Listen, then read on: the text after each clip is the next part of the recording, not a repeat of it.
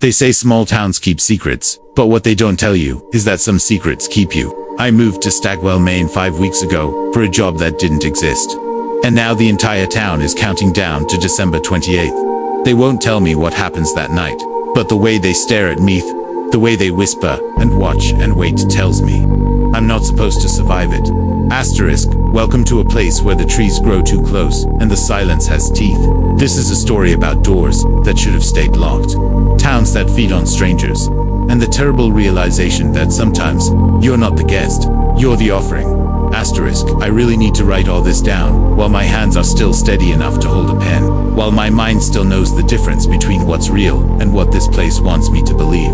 Maybe someone will find this, maybe someone will understand what I couldn't. The sun is setting behind the pines outside my window, and in 16 days something is going to happen to me, something the whole town has been preparing for. I can feel it in the way they look at me, in the weight of their stares, in the silence that falls like a blade whenever I enter a room. But I'm getting ahead of myself. Let me start at the beginning, when I still thought this was just bad luck. Asterisk, 5 weeks ago, I drove into Maine with everything I owned crammed into the back of my Dodge Ram, and hope sitting like a stone in my chest. The drive from Lenox, Massachusetts, took 7 hours through winding mountain roads that grew progressively narrower and darker as I went north. The GPS lost signal twice. The radio stations faded one by one into static, until there was nothing but the hum of my engine and the whisper of wind through trees that seemed to lean over the road like they were listening. I told myself it was atmospheric, charming, even rural New England in all its rugged glory.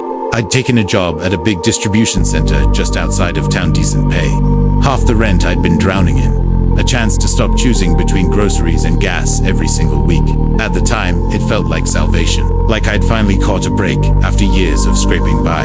I should have known better. Good things don't just fall into your lap, not for people like me. Asterisk, the company closed 2 days before my start date.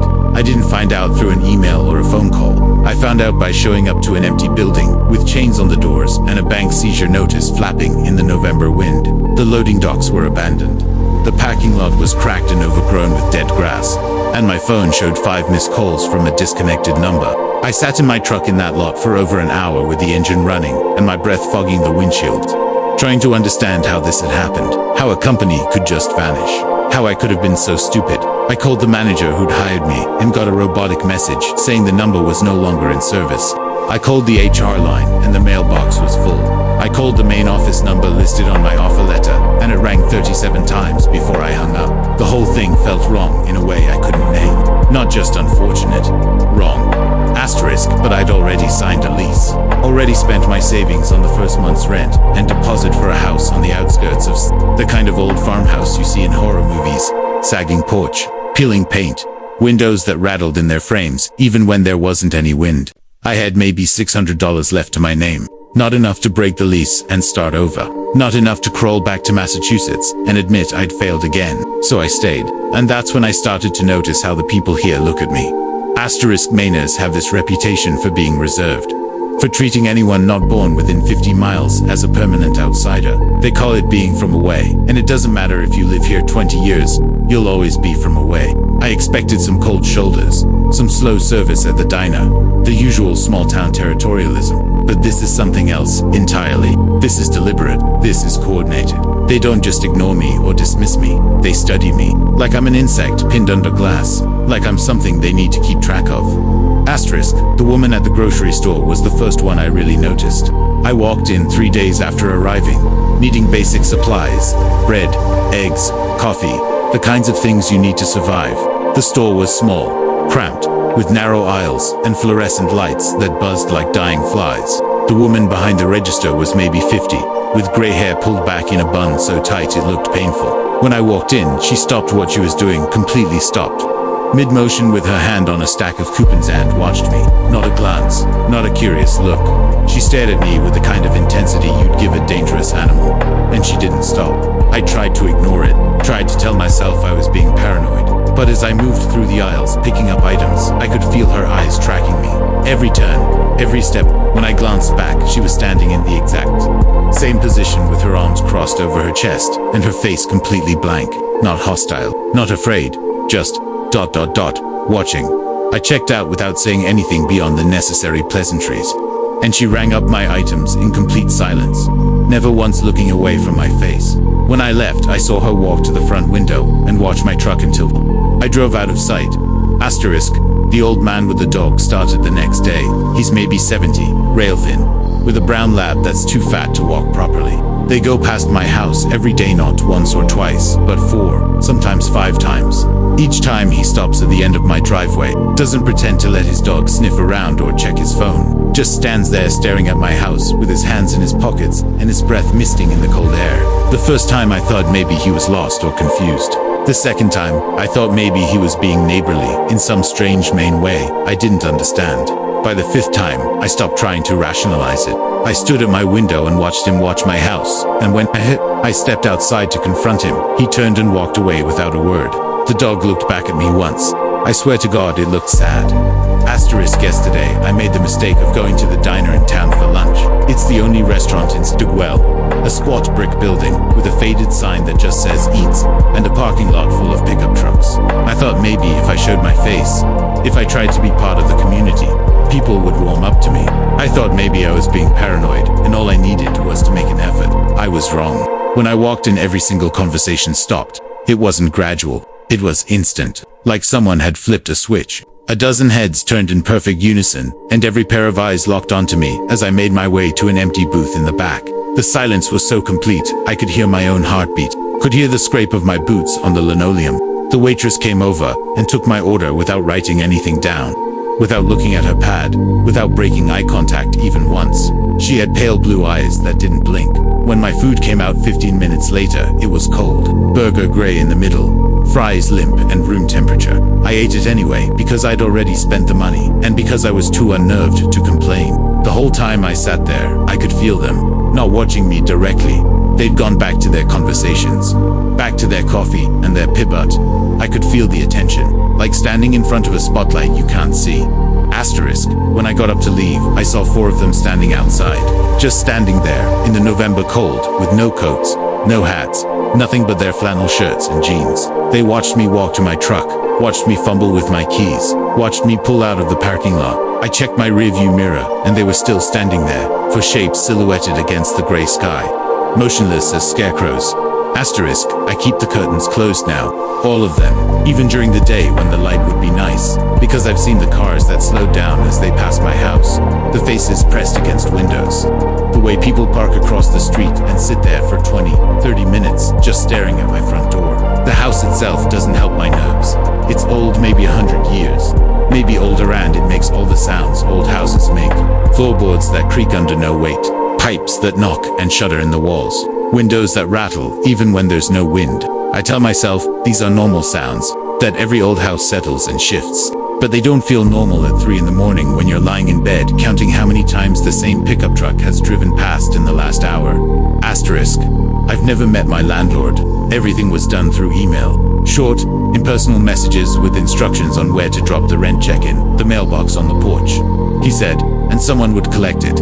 I never got a receipt, never got a confirmation, but the check cleared, so I guess it counts. I tried calling the number on the lease agreement once, and it went straight to voicemail. No greeting, just a tone. I didn't leave a message. Asterisk 2 days ago, I tried asking questions at the post office. It's a tiny building, barely more than a shack, with one woman working behind the counter. She was sorting mail when I walked in, her hands moving in mechanical precision. I asked if there were any places hiring in town, any restaurants or shops that needed help. Anything. I needed money, needed something to do besides sit in that house and listen to it breathe. She stopped sorting and looked up at me. Her face was weathered, lined, her eyes the color of dirty ice. She stared for so long, I thought maybe she hadn't heard me. Then she said, "You should stay close to home, especially with the festival coming." Asterisk, I blinked. What festival? Asterisk, the winter festival. Town tradition. Asterisk, when is it? Asterisk, December 28th. She reached under the counter and pulled out a stack of mail. My mail. I hadn't given her my name, hadn't told her my address. She just knew. It's not for people from away, she added, sliding the stack across the counter. Sorry. Asterisk, I wanted to ask more, but she turned her back and walked into a back room, leaving me standing there with my hands shaking and my heart hammering against my ribs. When I looked down at the mail, I saw my name written in handwriting. I didn't recognize on every single envelope. Asterisk, that was 2 days ago. Since then, I've started seeing signs for the festival everywhere. Handwritten posters stapled to telephone poles. Notices taped inside shop windows. White paper with black marker that says, Winter Festival, December 28th, residents only. Some of them have drawings on them. Symbols I don't recognize. Spirals that fold in on themselves. Branching lines that look like trees, or antlers, or something else I can't quite name. The more I see them, the more they seem to move when I'm not looking directly at them. I know that sounds insane, but I swear the lines shift. The spirals deepened. Asterisk, this morning, I couldn't take it anymore. I saw my neighbor, the old man who lives 2 houses down, taking out his trash. He's the only person in this town who's acknowledged me as something other than a curiosity or a threat. He nodded at me once when I first moved in. That was it, just a nod. But it felt like the only kindness I'd received since arriving. So I called out to him from my porch, asked him about the festival, asked him what it was, what it meant, why everyone kept talking about it like it was something I should fear. Asterisk, he froze, completely stopped moving with his hand still gripping the trash bin. For a moment I thought maybe he hadn't heard me. Then he turned around, and the look on his face made my stomach drop. It wasn't anger or annoyance. It was sadness. Deep, bone-tired sadness. You weren't supposed to be here, he said quietly. This house was supposed to stay empty this winter.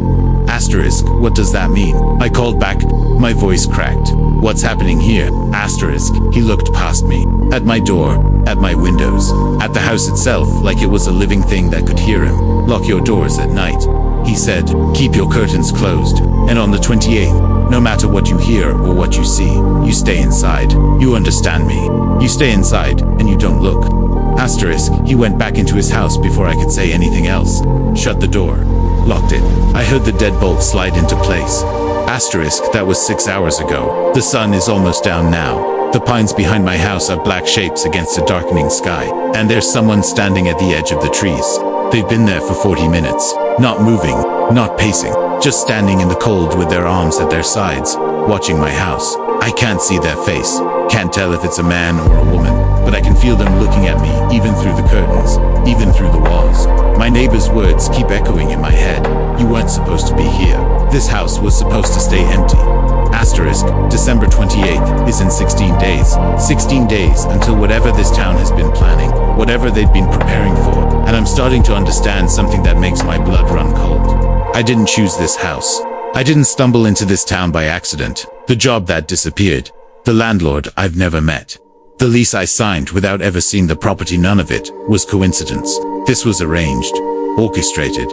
I was brought here for a reason, and that reason has something to do with the festival. Something to do with those symbols on the posters. Something to do with the way an entire town watches me like I'm already dead.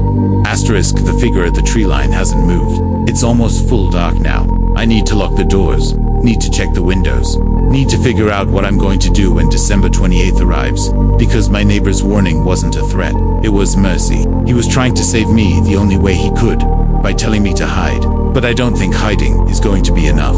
Not in this house. Not in this town. Not when every single person here is waiting for something to happen to me. Asterisk, I can hear footsteps on my porch now. Slow. Deliberate. Someone testing the door handle. Asterisk, God, help me. They're here, they say. Maine is a beautiful town in winter. Quiet, peaceful. The kind of place where everyone knows each other and tradition runs deep as roots. They say the winter festival is as old as the town itself. A celebration of endurance, of survival. But what they don't say, they'll never tell an outsiders, that some towns stay alive by feeding on the lost, on the desperate, on people stupid enough to sign a lease they never should have seen. The house on the edge of town is empty again. The for rent sign just went up. And somewhere, out there in the cold, they're already looking for the next one. The next stranger who needs a job, a fresh start, a place to belong. If you see that listing, if the price seems too good to be true, if the landlord never asks to meet you in person, drive past it. Don't stop. Don't even slow down. Because some doors, once you walk through them, only open one way. And December 28th comes every single year.